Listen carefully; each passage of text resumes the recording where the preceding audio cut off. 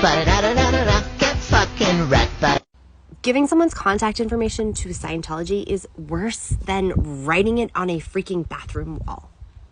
Once you are on their mailing list, you will never get off. You can move, and some strange way, they find you. And just when everybody else was doubling down on digital technology, Scientology bought a huge paper printing press, and they're really proud of it.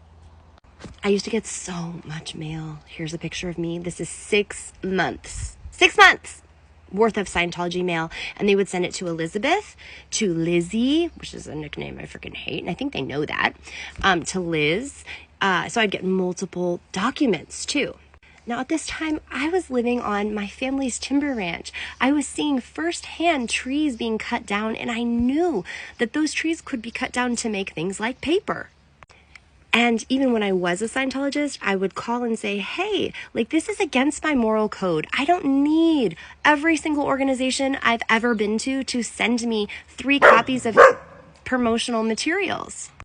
But they don't care. And that's a statistic for somebody. So if you take your name off of the mailing list, like, someone's not going to get paid that week. Someone's going to get in trouble, and they don't want to do that.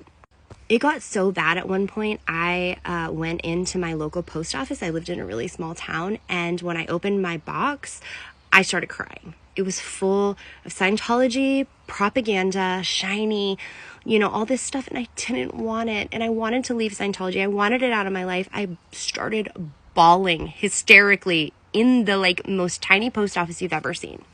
And I asked, could I please stop this mail, please? And the post woman, she was like, I'm so sorry, this is bulk mail, I can't stop it. But bless her heart, and we lived in a small town, she said, I'll try to remove it for you. If I see it when I'm on shift, I'll help you out. And I said, thank you. And she did. She stood by her word, and I don't know where it went, but it did slow down a lot, which was such a help for my mental health. And the only reason I think I don't get mail today is because I'm declared a church enemy. I went on that show, Leah Remini's show with Mike Rinder, the Scientology in the Aftermath, and I blasted all my Scientology secrets from my family, and now I don't get the mail, because you know what? I would make so much freaking content about it if they sent it to me, and they probably know that.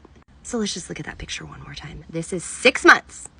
6 months of mail. This is me in 2012. Don't I look good? Oh yeah, baby. I'm happier now, I'll tell you that much.